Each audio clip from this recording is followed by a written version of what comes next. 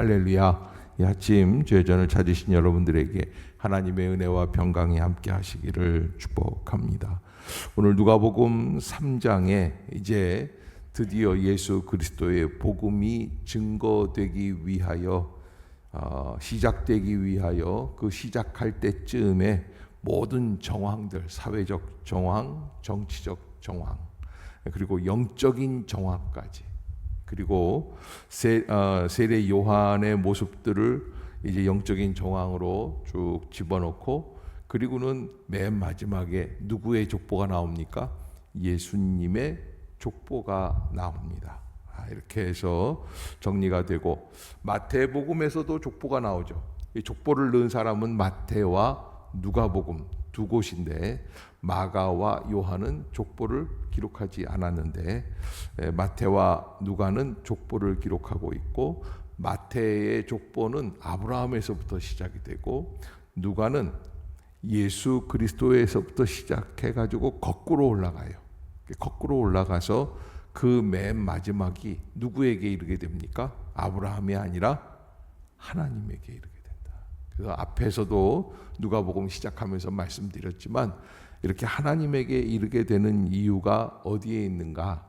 바로 아브라함의 민족성을 뛰어넘어서 온 천하 모든 만민들, 아브라함 그러면 이스라엘에 국한된 개념들이 많이 있기 때문에 전 이 세계를 아우르는 그런 글로벌한 관점에서 하나님께까지 그렇게 적용되는 것을 보게 돼요. 이 누가는 매사에 하나하나 아주 디테일한 데에 강점이 있다, 이렇게 말씀을 드렸어요. 그래서 단순히 그냥 로마의 티베리우스 황제가 통치하던 시절이다 이렇게 하지 않고, 디베리오 황제가 통치한 지 15해고 본디오 빌라도가 유대의 총독으로, 헤롯이 갈릴리의 분봉왕으로, 굉장히 복잡하죠. 그래서 다 그 상황 속에서 어떠한 일들이 벌어지고 있는가. 다른 복음서에는 이렇게까지 디테일하게 쓰고 있지 않아요. 왜냐하면 예수 그리스도가 하나님의 아들이시고 메시아이시고 복음을 증거하셨고 우리를 구원하신 분이시다라는 것을 증거하기에 다른 것들은 필요가 없다고 생각을 하고 다 제외하는데, 누가는 그렇지 않습니다. 그 당시의 상황이 이런 상황이었다라고 우리들에게 알려주고 있는 것입니다. 특별히 이제 2절에 보면 대제사장이 두 사람이 나와요. 안나스와 가야바입니다. 그래서 우리가 이 두 사람의 대제사장을 볼 때, 대제사장은 매해 또 그 당시에 영구직이거든요. 그래서 한 번 대제사장이 되면 끝까지 가는데, 이게 로마와의 관계에서 두 사람이 돼버렸어요. 왜냐하면 한 사람이 해임을 당해요. 그리고 다시 그 사위가 대제사장이 되면서 이렇게 됐습니다. 이런 정치적인 여러 가지 모습들, 그 상황 속에서 이스라엘 백성들은 대제사장을, 안나스와 가야바가 둘 다 대제사장이다. 그러니까 좀 엉뚱하죠. 예를 들어서 현대 기업, 현대 그룹의 총회장은 누구냐? 그런데 총회장이 우리가 생각할 때는 아무개인데 또 한 사람 더 있는 거예요. 자기들끼리. 여러분 복잡하게 생각하지 마시고요. 그러니까 그런 경우다, 그런 케이스다. 그래서 이렇게 좀 복잡한 이상한 그런 분위기 속에서 세례 요한이 시작이 된다. 그런데 2절 이렇게 보면은 안나스와 가야바가 대제사장으로 있을 때에 하나님의 말씀이 어디에서? 빈들에서 이렇게 시작을 해요. 하나님의 말씀이 빈들에서. 사실은 안나스와 가야바가 대제사장이라면 당연히 하나님의 말씀은 어디에게 임해야 합니까? 안나스와 가야바에게 임해야 합니다. 그런데 하나님의 말씀은 우리가 상상할 수 없는 엉뚱한 곳에서, 빈들, 그 광야, 그 메마른 땅, 아무 쓸모없는 자리, 예루살렘 성전 안에서가 아니라 빈들에서 사가랴의 아들 누구에게 임하였다? 세례 요한에게 임하였다. 뜻밖의 장소, 뜻밖의 사람. 하나님은 하나님의 말씀이 이렇게 뜻밖의 장소, 뜻밖의 사람에게서라도 연결되어 이어갈 수 있도록 그렇게 역사하시죠.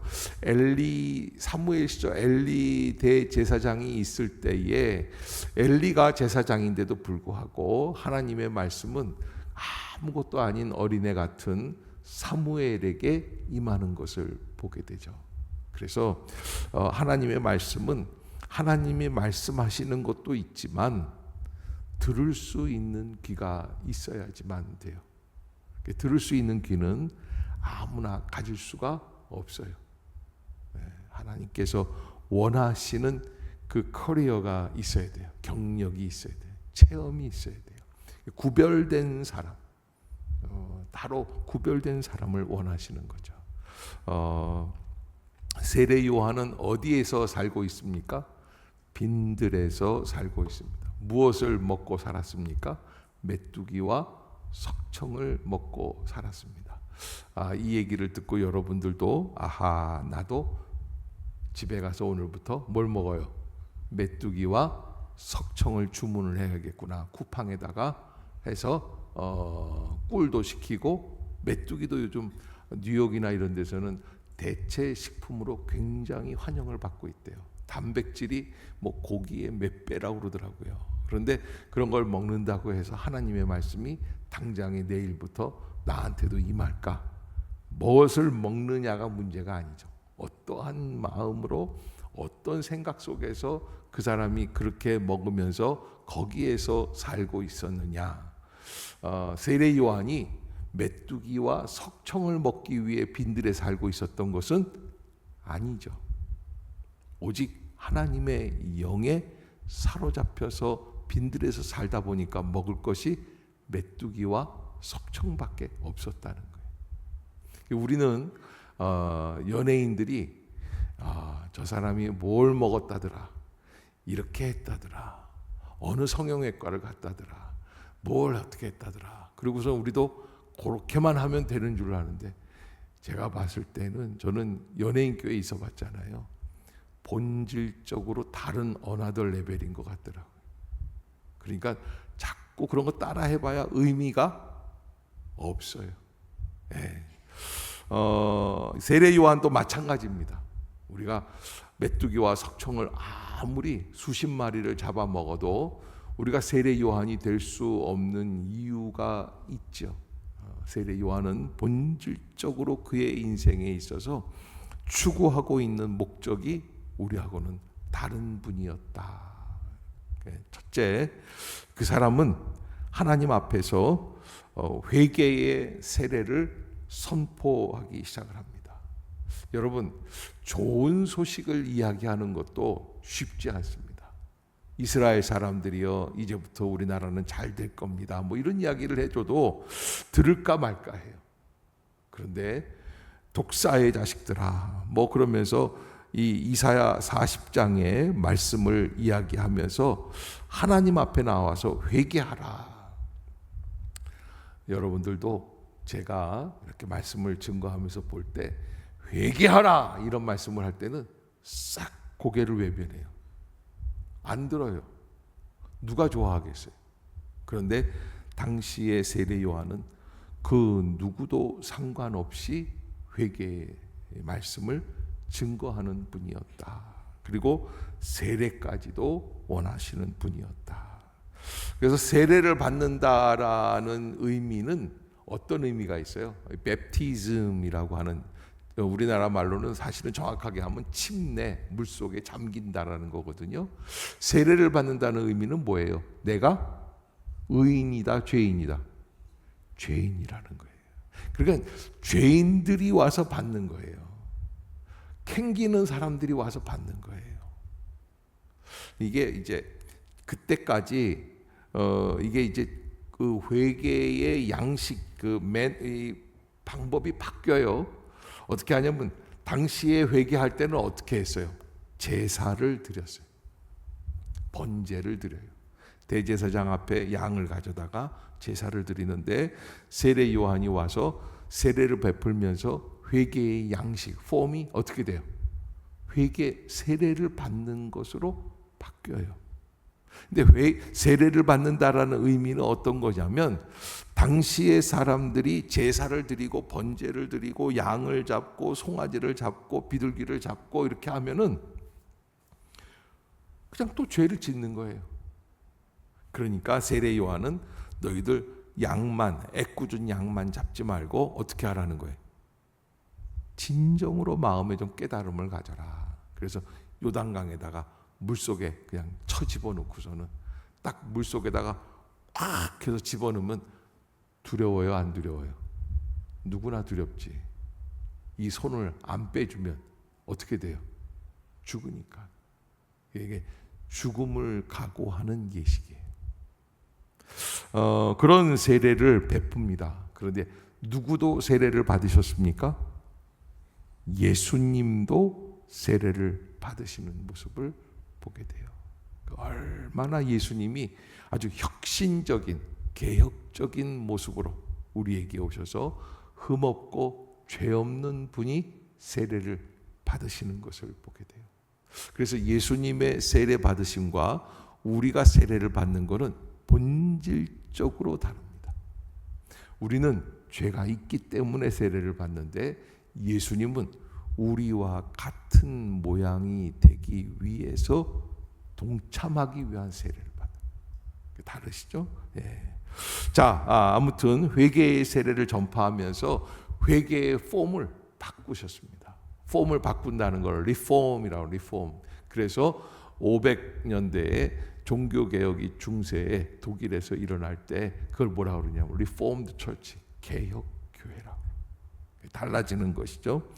자, 그러면서 자기를 뭐라고 표현을 했느냐? 세례 요한은 4절에 보면은 선지자 이사야의 책에 쓴 바, 시작, 광야에서 외치는 자의 소리가 있어 이르되 너희는 주의 길을 준비하라. 그의 오실 길을 곧게 하라. 모든 골짜기가 메워지고 모든 산과 작은 산이 낮아지고 굽은 것이 곧아지고 험한 길이 평탄하여질 것이요. 6절, 모든 육체가, 이사야가 언젠가 하나님께서 우리에게 그런 날이 있게 하실 것이다. 어떤 날이? 모든 육체가 하나님의 무엇을 봐요? 구원하심을 보리라 함과 같으니라. 제가 말씀드렸죠. 70년대 학교를 다니면서 초등학교 때 교장 선생님이 아침 조회를 마치면은 1000불 소득 100억 불 수출 이렇게 했어요. 네, 그걸 외쳤어요. 다 전교생. 그리고 80년대만 되면 이런 일이 벌어져서 각 집마다 자가용이 2대, 냉장고가 1대씩 다 있을 것이다. TV도 있을 것이다. 그때까지 TV가 없어서 우리 동네에서 레슬링을 하는 날이면 아무개네 집에 다 모여가지고 그렇게 남의 TV를 이렇게 봤던 그런 때. 근데 그게 지금 뭐 집에 TV가 1대밖에 없는 집이 있어요? 애들 때문에 TV를 부셔버린 집 말고는 집이 TV가 몇 대씩 있는 집들이 다들. 그 무슨 뭐 저기 그 케이블 TV에서도 1대씩 주더라고요. 그래서 한 2대씩은 다 있잖아요. 그런데 지금 우리가 그 시대를 살아가고 있는 거예요. 참 희한하죠. 그런데 별로 그때 옛날 어렸을 때 생각했던 것처럼 환상적이지가 않아. 더 비참한 모습들이 많이 있어요. 그러나 세례 요한은 이사야 선지자의 말씀을 인용하면서 그 하나님의 구원하심을 볼 것이다. 이거는 간절한 기대와 300년 동안 400년 동안 이스라엘 백성들에게 선지자가 없고 하나님이 우리를 버리셨구나. 암흑의 기간을 쭉 거쳐가면서 드디어 마침내 이때가 왔다고 하는 세례 요한의 메시지는 어마어마한 말씀이에요. 그런데 이 모든 것이 누가 있어야 되느냐? 4절에 보면 선지자 이사야의 책에 쓴 바 광야에서 외치는 자의 소리가 있어 이르되 너희는 주의 길을 어떻게 알아? 예. 우리가 이 귀한 성전에서 이렇게 아침에 새벽에 시원한 가운데 예배를 드릴 수 있는 것도 우리의 앞섰던 믿음의 선배들이 그 무더위 속에서 땀을 흘려가며 기도하며 눈물로 간구했기 때문에 우리가 이 자리에 지금 있는 줄로 믿습니다. 준비하는 사람들이 돼야 돼. 우리가 주인공이 되는 게 아니라 우리는 뭘 해야지 돼요? 다음 세대를 위해서 준비하는 심령이 돼야 된다. 나는 뭘 준비해야 될까? 그래서 제일 중요한 준비가 그냥 주인공처럼 젊은 사람들처럼 아이들이랑 자 얘기를 신나게 하고 그러면 내가 주인공이 되는 것처럼 그렇게 하는 게 아니라 그들을 위해서 말없이 기도하는 거예요. 네, 거기에 가장 중요한 포인트가 있죠. 준비하는 거예요. 그래서 모든 육체가 하나님의 구원하심을 예수가 우리에게 오신다 하는 것을 말씀해 주시는 거죠. 그리고 두 번째로 요한이 세례를 베푸는데 많은 사람들이 옵니다. 그래서 7절에 보면은 나오는 사람들에게 뭐라고 이야기를 하냐면 독사의 자식들아, 독사의 자식들아, 누가 너희에게 일러 장차 올 진노를 피하라 하더냐. 아주 그냥 직설적이고 아주 강경한 어조로 말씀을 했습니다. 이런 말씀을 가지고 누가 제가 고양시 시청 앞에다가 사람들 모아놓고 이 독사의 자식들아 그러면 사람들이 뭐라 그럴까요? 웃기고 있네. 그만큼 교회의 그 거룩함과 성결함이 지금 세상 사람들에게 인정을 못 받고 살아가는 시대가 되었다. 이렇게 보게 돼요. 그런 의미에서 세례 요한이 이렇게 말할 수 있었다라는 것은 그가 입이 거칠었다 이런 게 아니라 무엇을 의미해요? 그의 인생에 아주 대단한 굴곡진 삶에서 나오는 아주 중요한 영성이 있었다. 그는 하나님과 대면하고 살았던 사람이고 하나님의 성령의 이끌림을 받는 사람이기 때문에 세상 사람들의 그 모든 것들을 뛰어넘고 극복할 수 있는 영성이 있었다. 옆에 사람들 한번 보세요. 얘기하세요. 함부로 흉내내지 마세요. 그렇다고 그래서 오늘 집에 가가지고 자고 있는 애들한테 이 독사의 자식들아 그런다고 아이들이 갑자기 변화되는 게 아니라는 거예요. 그 흉내낸다고 되는 게 아니라 그러려면 우리가 광야로 나아가서 수십 년을 기도하면서 하나님의 영의 이끌림을 받아야지 되겠죠.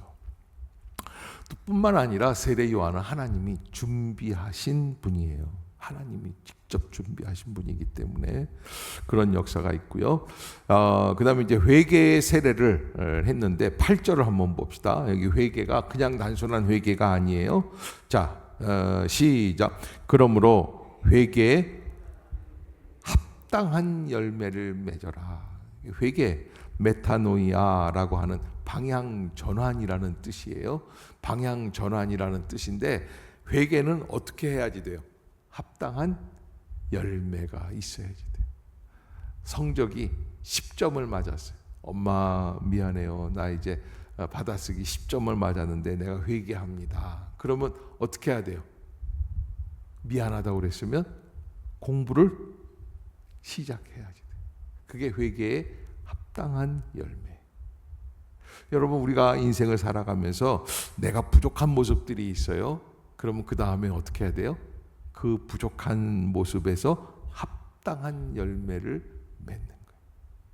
따라해 봅시다. 주여, 나의 삶에 합당한 열매를 맺게 하소서. 아멘. 그런데 이렇게 얘기할 때 나는 모름지기 합당한 열매를 맺고 살아. 이런 속으로 생각을 한다. 그럼 어처구니가 없는 얘기예요. 여러분 합당한 열매를 맺으면 어마어마한 일들이 벌어지게끔 돼 있어요. 그래서 우리가 합당한 열매를 맺는다는 것은 우리 모두의 소원입니다. 그것이 이루어져야지만 됩니다. 세례 요한은 바로 역사 속에서 유일하게 우리에게 그것을 강요하고 있는 분이다. 이게 합당한 삶을 맺어라. 왜?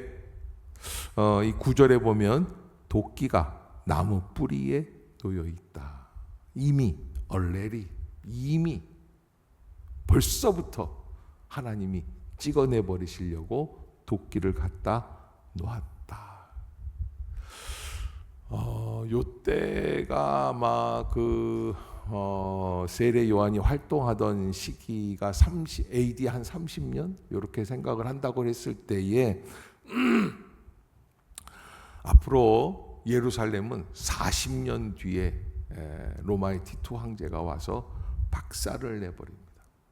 한 세대 원 제너레이션.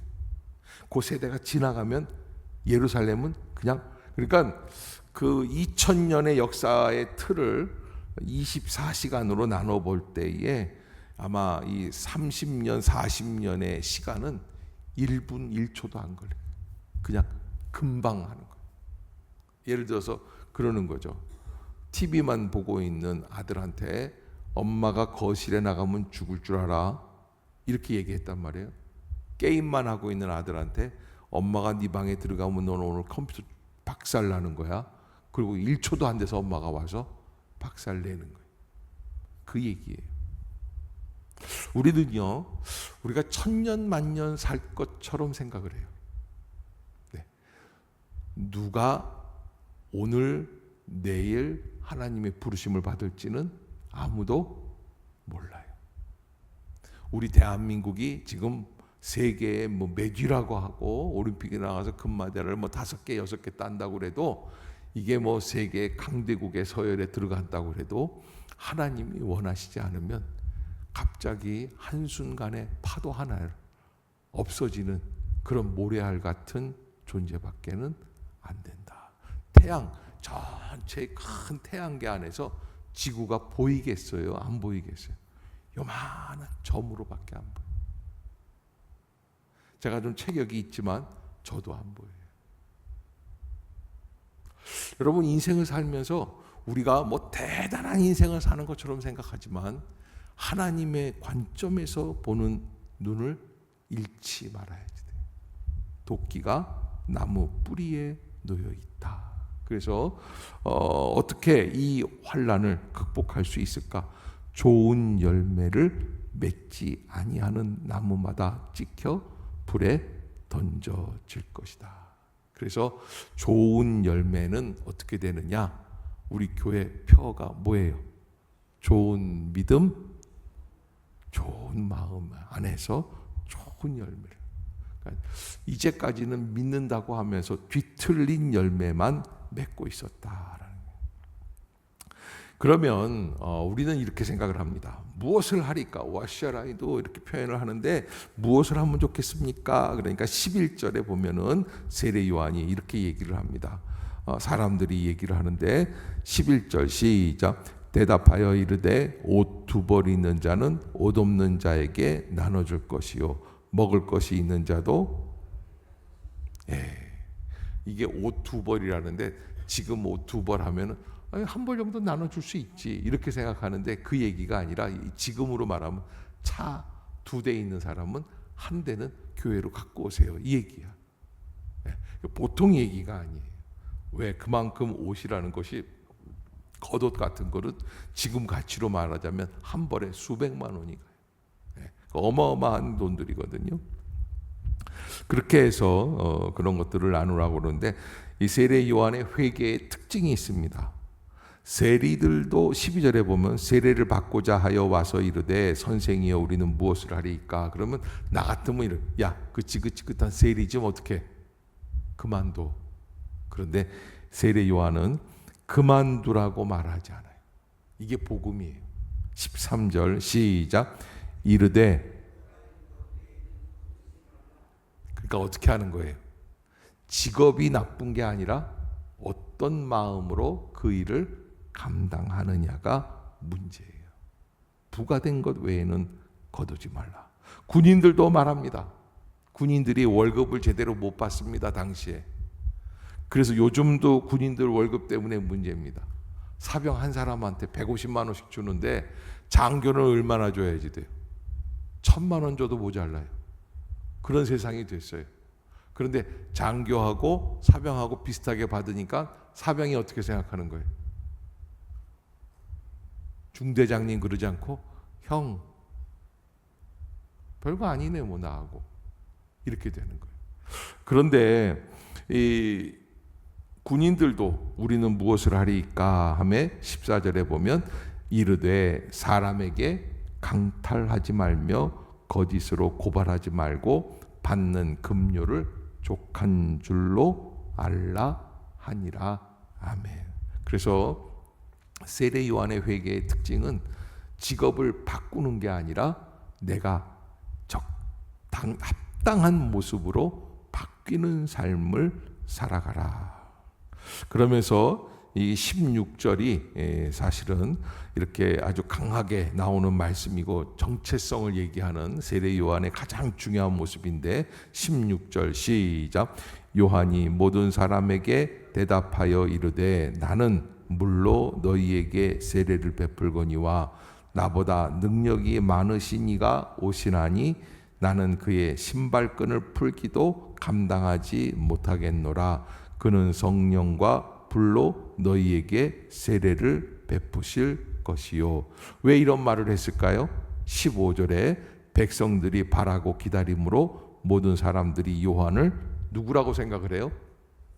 메시아 아닌가. 왜? 메시아 같거든요. 그때 요한이 이야기한 거예요. 그래서 요한의 정체성은 아주 탁월한 정체성, 겸손의 겸손.